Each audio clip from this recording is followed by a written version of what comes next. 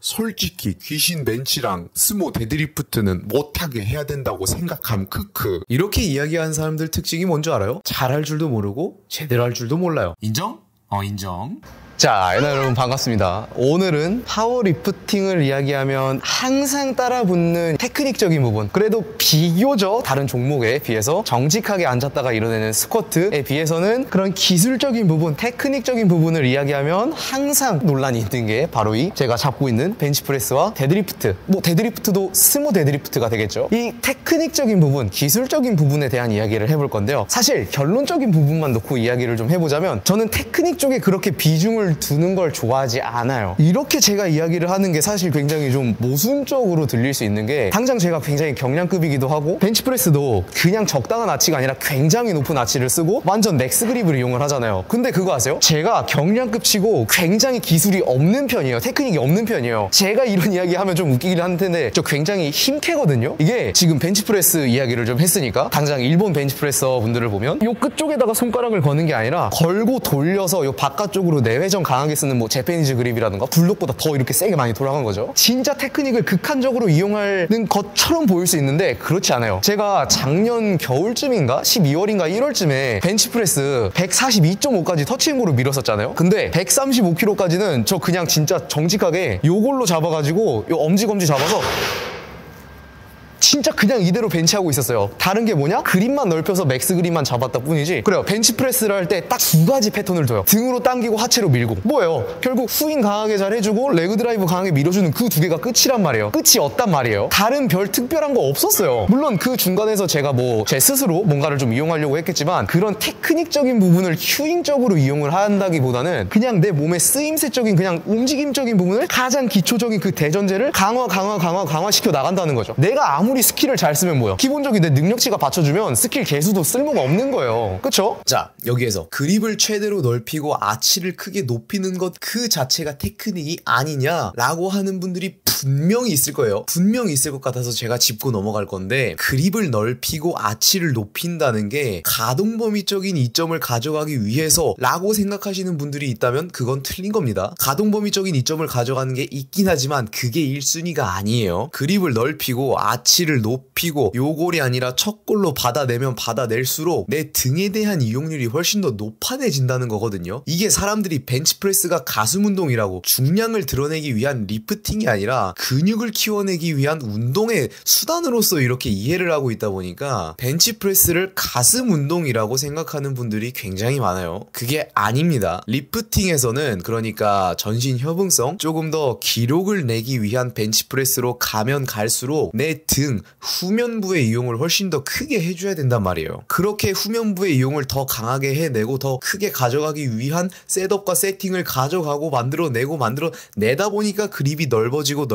아치가 높아진다는 거예요. 가동 범위? 그리고 나서 이제 그때 가서 가동 범위를 챙길 수 있다는 거죠. 가동 범위부터 챙기기 시작하면 여러분들 몸 작살 나는 거예요. 보이는 게 당장 높은 아치에 그립이 높으니까 내 몸 신체가, 내 기능성이 어떠한지도 모르고 일단 그립부터 넓히고 일단 아치부터 높이려고 하거든요. 그러면 진짜 가랑이 찢어지는 거예요. 자, 제가 몇 번씩 언급하는 속담이 있죠. 뱁새가 황새 따라간다가 가랑이 찢어진다고. 내가 얼마만큼 와이드 그립을 잡을 수 있는지, 얼마만큼의 아치를 높일 수 있는 내 몸이 기능성을 그걸 허락을 하는지, 가능한지를 알지도 못하는데 일단 냅다 넓히고 일단 높이잖아요? 그러면 진짜 물리적으로 가랑이 찢어지는 거예요. 이건 비유적으로 이야기를 하는 게 아니라, 굳이 다른 사람 예를 들 필요도 없이 당장 제 벤치프레스만 봐도 굉장히 아치가 넓고 그립이 넓잖아요? 이게 제가 처음부터 이게 가능했던 게 아닙니다. 지금 아마 한 3년 전? 2년 전에 제가 이렇게 했었으면 이미 저도 어디 하나 작살 나가지고 병원에 가서 물리치료 받고 있었을 거예요. 내가 가능한 선까지의 그립을 넓히는 거고, 내가 가능한 선까지의 아치만 높여내고,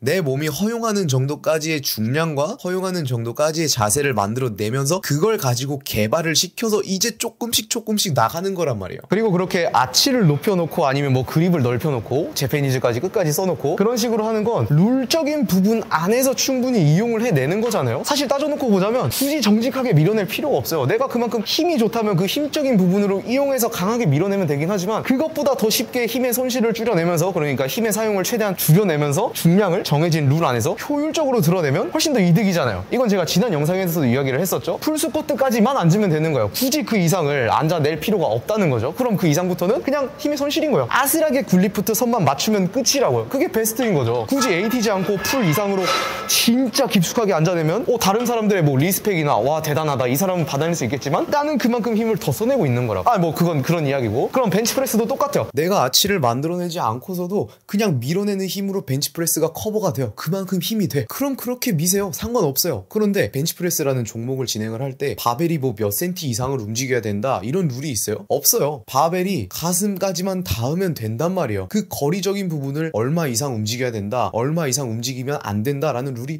없잖아요. 그러면 그 룰 안에서 내가 최대한 잘 써낼 수 있는 힘을 써내면 되는 거예요. 자, 기술과 힘이라는 저울을 놓고 봤을 때 내가 훨씬 더 이득을 가져갈 수 있는 부분을 이용을 하는 게 맞겠죠? 내가 아치를 높이는 정도나 그립을 넓히는 정도도 내 몸이 허락하는 선에서 넓혀가고 높여가는 거지. 야, 저렇게 하면 가동범위 줄어든대. 야, 저렇게 하면 힘의 손실이 준대. 효율적이래. 했다가 효율 챙기다가 그것 때문에 가랑이 찢어지거든요. 어쨌든 저도 이 벤치프레스를 계속 이제 개발을 해오면서 발전을 해오면서 처음부터 그립이 냅다 넓었던 게 아니고 처음부터 아치가 냅다 높았던 것도 아니에요. 당연히 유연성이 좋으면 그만큼 어느 정도 이득을 보는 부분이 생길 수 있겠죠. 근데 이야기했죠? 유연성과 기능성은 조금 다른 부분이라고. 그래서 저는 이 파워리프팅에서 파워리프팅을 즐기시는 분들 아니면 보는 분들, 하려고 하는 분들이 이 테크닉적인 부분을 너무 파고들지 않았으면 좋겠어요. 그러니까 테크닉을 파고드는 건 딱 두 가지 경우라고 보시면 돼요. 테크닉을 정말 그러한 테크닉을 내 몸에서 받을 수 있는 정도의 정말 체형적으로 타고났다던가, 아니면 두 번째 체형적으로 타고나지는 않았어도 그만큼 내 몸을 개발을 시키고 발전을 시켜내서 그 테크닉이 내 몸에 입혀질 수 있는 정도로 기능이 향상되면 그럼 그때 사용을 하는 거죠. 제가 그래서 그런 테크닉적인 부분이나 큐잉적인 부분을 굉장히 좋아하지 않는 게 그래서 그래요. 그래서 제가 오늘 영상에서 하고 싶은 이야기가 뭐냐면, 테크닉 신경 쓰지 마시고 자세 연습한다고 뭐 일정 중량에서 뭐 싱글 친다, 뭐 더블 친다, 그 정도는 피로도에 영향이 없다. 영향이 있거든요. 테크닉 같은 거 생각하지 마시고 그냥 적당한 중량으로 적당한 세트와 횟수로 볼륨 가져가시고, 그 볼륨 가져가시면서 내 괜찮은 자세를 조금씩 잡아가는 거예요. 내가 지금 당장 자세 바꿔놓는다고 해서 그 자세가 그대로 쭉 갈까요? 안 가거든요. 조금씩 잡혀가는 거예요. 여러분들 역도 선수분들이 스쿼트를 왜 잘할까요? 많이 했잖아요. 당장 뭐 우리나라로 치자면 어렸을 때부터 이 엘리트 체육을 해가지고 좀 일찍 시작을 하시니까 20대만 돼도 어때요? 10년 되죠. 스쿼트를 10년 했는데 못하면 그건 당연히 뭐라고 얘기를 들어야죠. 근데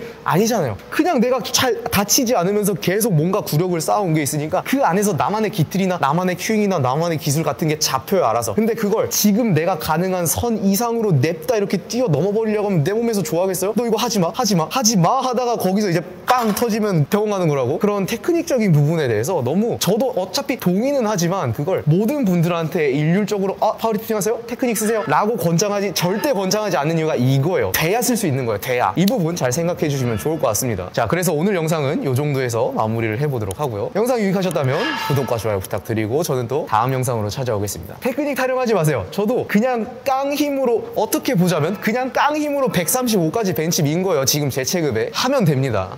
탓하지 마세요.